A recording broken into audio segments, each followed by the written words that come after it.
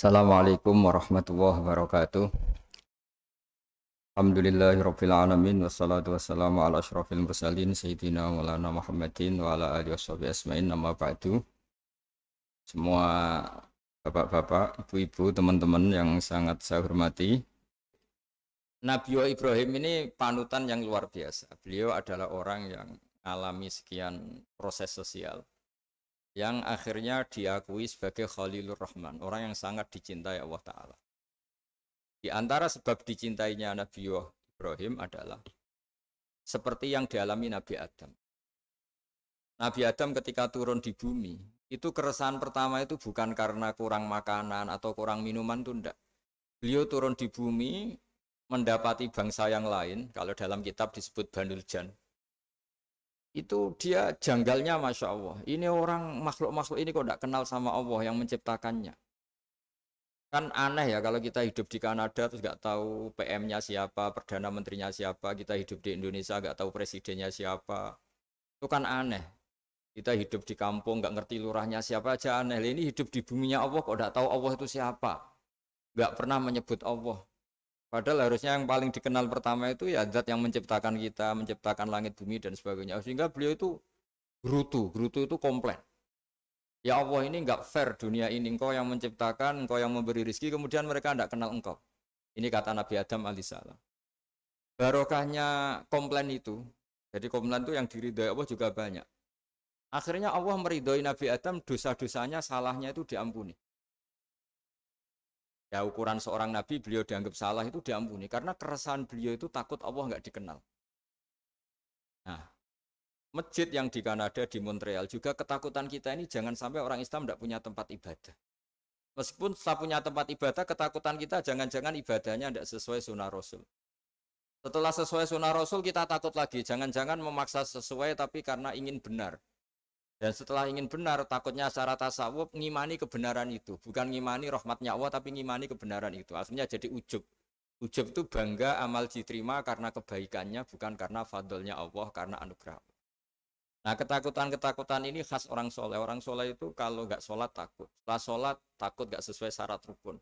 Setelah sesuai semua takut iktimat alal amal. Membanggakan kebenaran. Tapi bukan membanggakan luasnya rahmatnya Allah Ta'ala. Sehingga di luar ilmu fikih ada ilmu namanya ilmu tasawuf. Ilmu yang mengelola hati.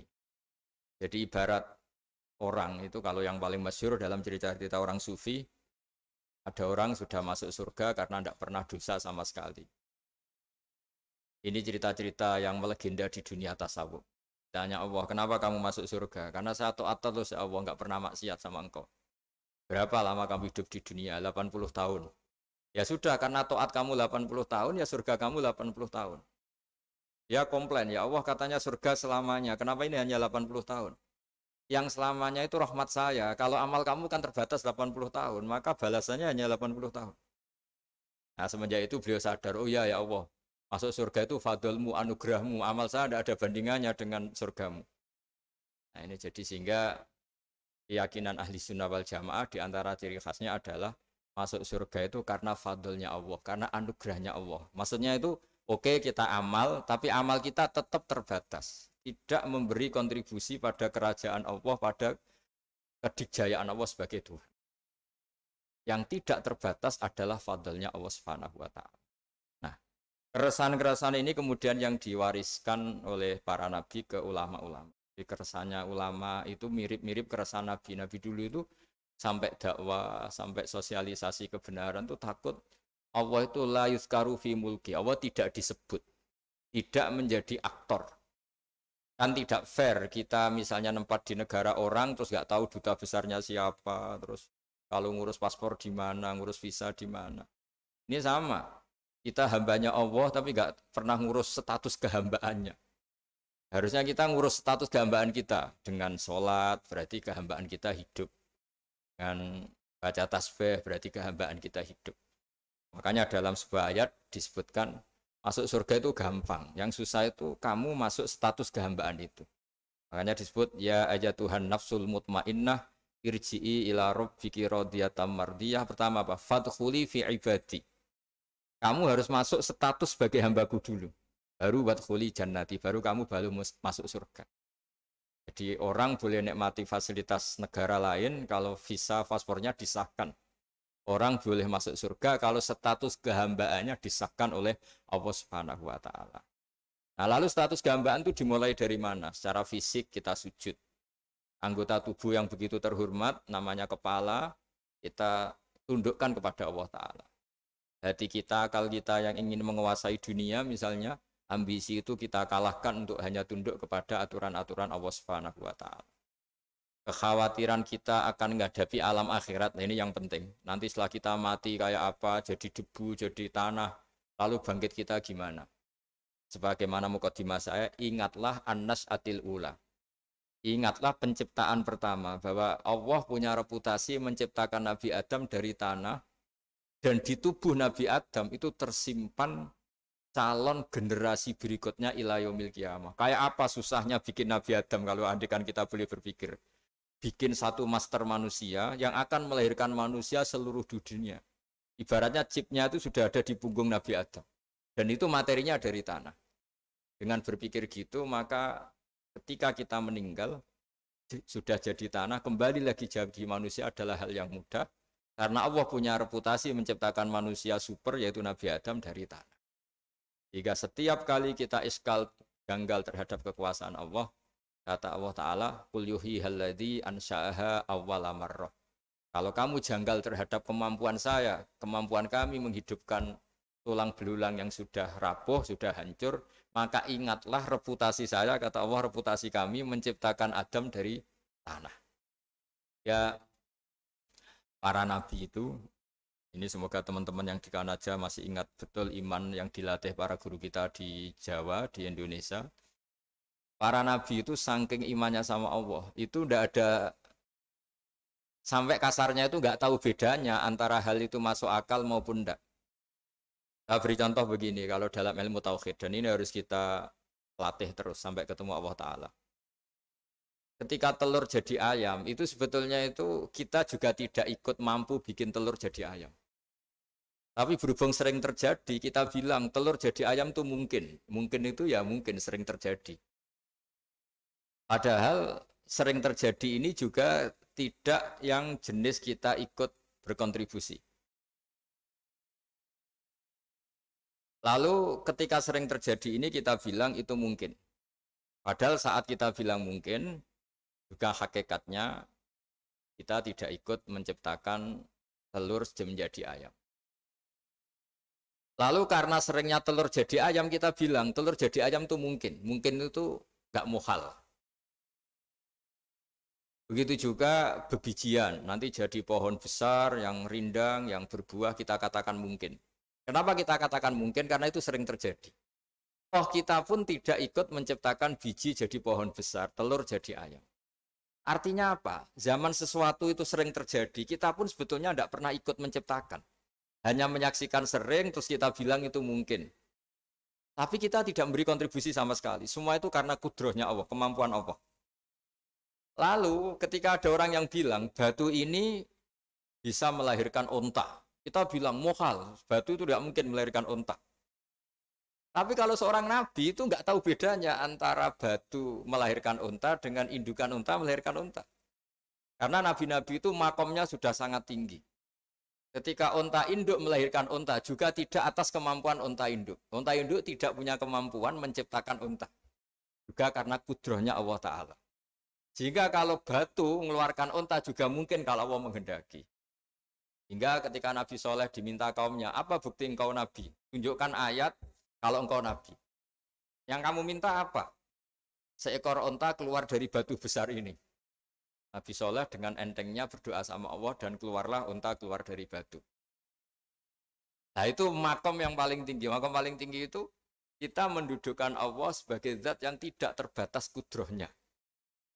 Hingga para nabi itu terus punya mukjizat. Nah, mukjizat itu tuh mengingatkan ulang bahwa Allah itu tidak terbatas kemampuannya. Bagaimana unta keluar dari batu besar zaman Nabi Soleh, zaman Nabi Muhammad air keluar dari jemarinya Rasulullah SAW, Nabi Ibrahim dibakar tidak mempan, tetap sehat, tetap bugar.